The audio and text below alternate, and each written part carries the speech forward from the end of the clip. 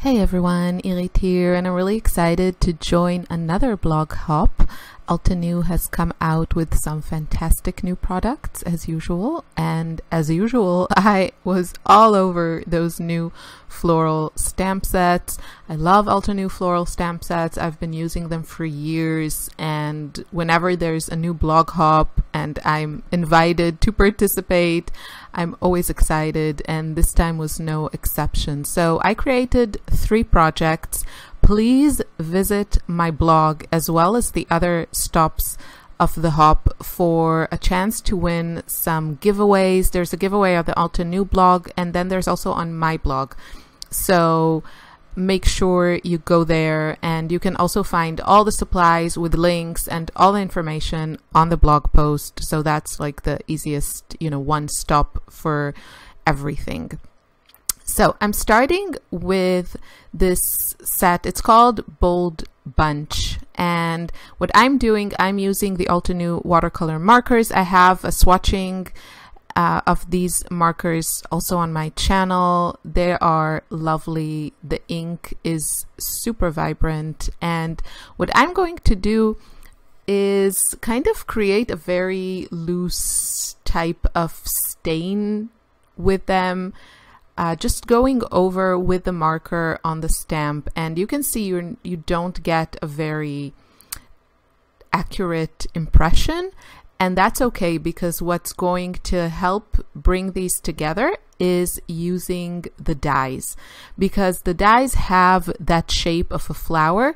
So even if my watercolor stain is not very defined, using the die will give it that floral look, and you'll see that. And what also helps is with some of these to use some of the layers. So this is another layered set, and you get a guide, and it shows you how to layer the different stamps. It's really easy. This is one of the easier sets to layer. Some are more intricate, and I guess you just need a little bit of experience and accuracy, but here in this case, this set I would say is very friendly for also beginners with layering stamps. It's really, really simple, and there aren't a lot of layers. I think for most of them it's like 2 layers.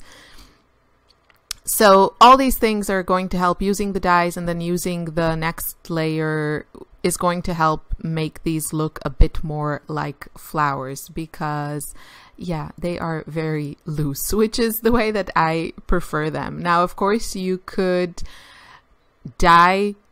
use the die and cut out some shapes and then watercolor them. You can use a brush. You don't need the markers. I like them because they're very easy to use.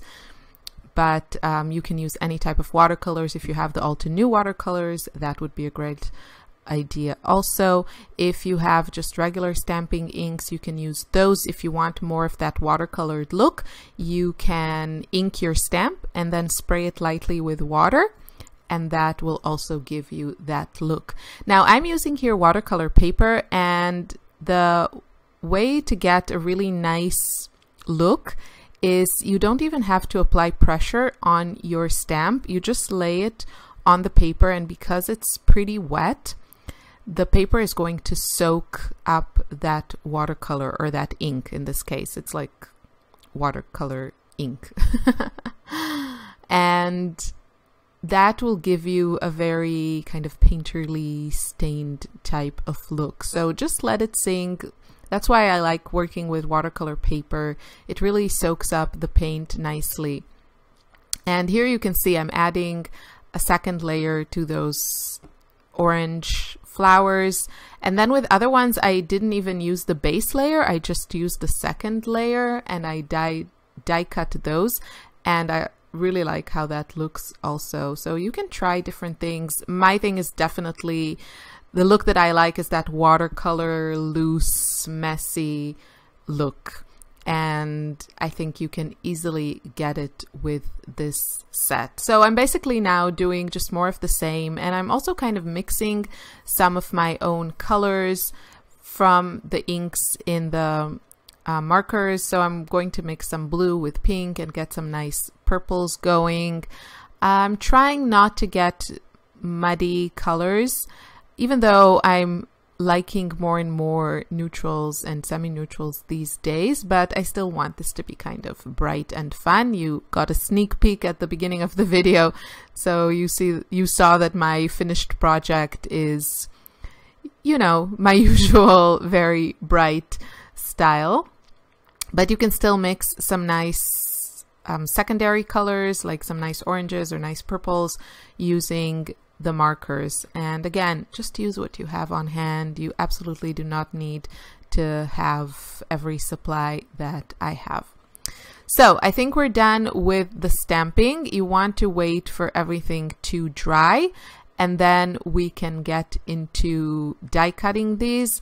And I have to say, it's so easy with the dies. You know, I know it's like, it's a big expense to buy matching dies, but especially if you use watercolors and watercolor paper, and obviously the more intricate your stamp is, or the outer edges of your stamp, the more, like, the better it works with the dies. Because for me personally, I find watercolor paper very hard to fussy cut.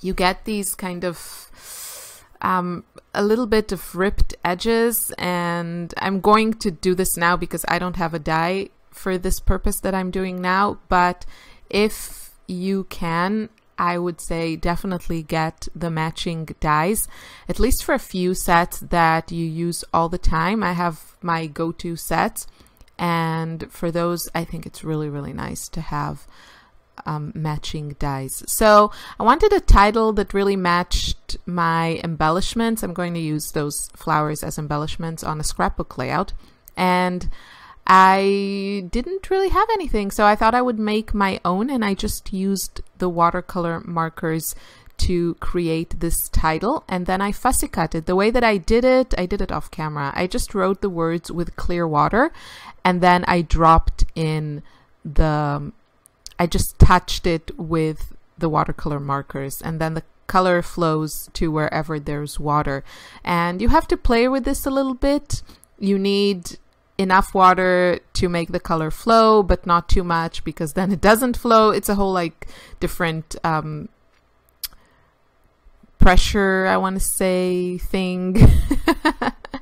You need enough water, but not too much. But I think if you play with this, you'll see how it works. And yeah, I created a very cute custom title. Of course, you can do this with whatever font you want, whatever size you want, whatever colors you want. There's so many possibilities. And yeah, that's one of the reasons I really like these markers, because they're so easy to use. So I also created really fast my own custom background.